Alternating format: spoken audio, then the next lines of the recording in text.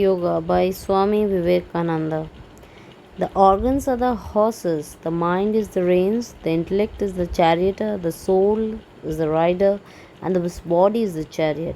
The master of the household, the king, the self of man is sitting in this chariot. If the horses are very strong and do not obey the reins, if the chariot or the intellect does not know how to control the horses, then this chariot will come to grief. But if the organs, the horses, are well controlled, and if the reins, the mind, are well held in the hands of the charioteer, the intellect, the chariot reaches the goal. What is meant therefore by mortification? Holding the reins firmly while guiding this body and mind, not letting the body do anything it likes, but keeping them both in proper control. Study. What is meant by study in this case? Not study of novels or fiction or storybooks, but study of those books which teach the liberation of the soul. Then again, this study does not mean controversial studies at all. The yogi is supposed to have finished his period of controversy. He has had enough of all that and has become satisfied. He only studies to intensify his convictions. Vada and Siddhanta. These are the two sorts of scriptural knowledge. Vada, the argumentative, and Siddhanta, the decisive. When a man is entirely ignorant, it takes up the first part of this, the argumentative fighting and reasoning pro and con, and when he has finished that, he takes up the Siddhanta, the decisive, arriving at a conclusion. Simply arriving at this conclusion will not do, it must be intensified. Books are infinite in number and time is short, therefore, this is the secret of knowledge, to take that which is essential. Take that out and then try to live up to it. There is an old simile in India that if you place a cup of milk before a Raja Hamsa swan with plenty of water in it, he will take all the milk and leave the water. In that way, we should take what is of value in knowledge and leave the dross. All these intellectual gymnastics are necessary at first. We must not go blindly into anything. The yogi has passed the argumentative stage and has come to a conclusion which is like the rocks, immovable.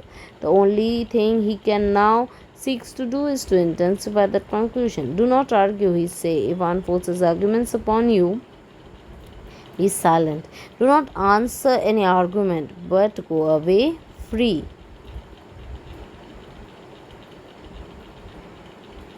Because arguments only disturb the mind. The only thing is to train the intellect, so what is the use of disturbing it anymore? The intellect is but a weak instrument and give only knowledge limited and can give only knowledge limited by the senses. The yogi wants to go beyond the senses, therefore the intellect is of no use to him.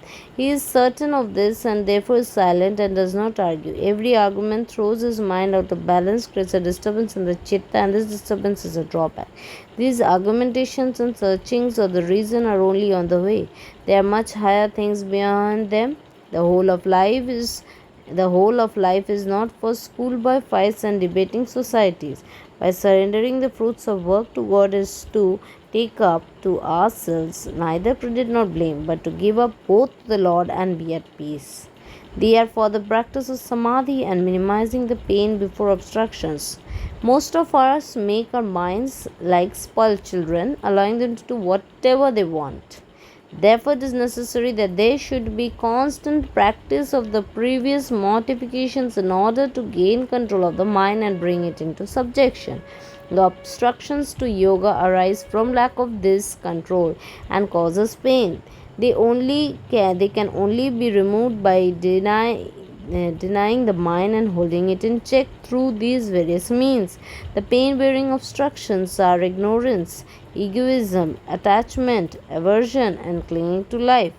These are the 5 pains, the 5-fold tie that binds us down. Of course, ignorance is the mother of all the rest. She is the only cause of all our misery. What else can make us miserable? The nature of the soul is eternal bliss. What can make it sorrowful except ignorance, hallucination, delusion? All this pain of the soul is simply delusion. Ignorance is the productive field of all them that follow, whether they are dormant, attenuated, overpowered, or expanded. Impressions are the cause of these, and these impressions exist in different degrees. There are the dormant. You often hear the expression innocent as a baby, yet in the baby may be the state of a demon. Maybe the state of a demon or a god which will come out by and by. The yogi, these impressions and sanskaras left by past actions are attenuated, that is, in a very fine state, and he can control them and not allow them to become manifest. Overpowered means that sometimes one set of impressions is held down for a while by those that are stronger, but they will come out when that repressing cause is removed. The last state is expanded when the sanskaras, having helpful surroundings, have attained to great activity, either as good or evil. Ignorance is taking that which is non eternal, impure, painful, and non self for the eternal, pure, happy Atma self. All these various sorts of impression have one source, ignorance. We have first to learn what ignorance is. All of us think that I am the body and not the self, the pure, the effulgent, the ever blissful, and that is ignorance. We think of man and see man as body. This is the great delusion. Egoism is the identification of the seer with the instrument of seeing. The seer is really the self, the pure one, the ever holy, the infinite, the immortal, that is the self of man. And what are the instruments? The chitta or mind stuff, the buddhi, determinative faculty, the manas or mind, and the indriyani or sense organs. These are the instruments for him to see the external world, and the identification of self with the instruments is what is called the ignorance of egoism. We say, I am not the mind, I am thought, I am angry or I am happy. How can we be angry and how can we hate? We should identify ourselves with the self that cannot change. If it is unchangeable, how can it be one moment happy and one moment unhappy? It is formless, infinite, omnipresent. What can change it? Beyond all law, what can affect it? Nothing in the universe can produce an effect on it. Yet, through ignorance, we identify ourselves with the mind stuff and think we feel pleasure or pain. Attachment is that which dwells on pleasure. We find pleasure in certain things, and the mind, like a current, flows towards them, and that the falling pleasure center, as it were, is attachment. We are never attached to anyone in whom we do not find pleasure. We find pleasure in very queer things sometimes, but the definition is just the same. Wherever we find pleasure, there we are attached. Aversion is that which dwells on pain. That which gives us pain, we immediately seek to get away from. Flowing through its own nature and established even in the learned is the clinging to life. This clinging to life you see manifest in every animal, and upon it many attempts have been made to build a theory of a future life, because men like their lives so much that they desire a future life also. Of course, it goes without saying that this argument is without much value, but the most curious part of it is that in Western countries, the idea that this clinging to life indicates a possibility of future life applies only to men but does not include animals. In India, this clinging to life has been one of the arguments to prove past experience and existence. For instance, if it be true that all our knowledge has come from experience, then it is sure that which we never experienced we cannot imagine ourselves. As soon as the chickens are hatched, they begin to pick up food. Many times it has been seen where ducks have been hatched by hens, that as soon as they come out of the eggs, they flew to water, and the mother thought they would be drowned. If experience be the only source of knowledge, where did these chickens learn to pick up food, or the ducklings that the water was their natural element? If you say it is instinct, it means nothing. It is simply giving it a word, but it is no explanation. What is this instinct? We have many instincts in ourselves. For instance, most of you ladies play the piano, and remember when you first learned how carefully you had to put your fingers on the black and the white keys one after the other, but now after long years of practice you can talk with your friends and your hand goes on just the same. It has become instinct, it becomes automatic. But so far as we know, all these cases which we now regard as automatic are degenerated reason. In the language of the yogi, instinct is involved reason, discrimination becomes involved and gets to be automatic sanskaras. Therefore it is perfectly logical to think that all we call instinct in this world is simply involved reason. As reason cannot come without experience, all instinct is therefore the result of past experience. Chickens fear the hawk and ducklings love the water, and these are both the result of past experience. Then the question is whether that experience belongs to a particular soul or the body simply. Whether this experience comes to the duck is the duck's forefather's experience or the duck's own experience. Modern scientific men hold that it belongs to the body, but the yogis hold that it is experience of the soul transmitted through the body.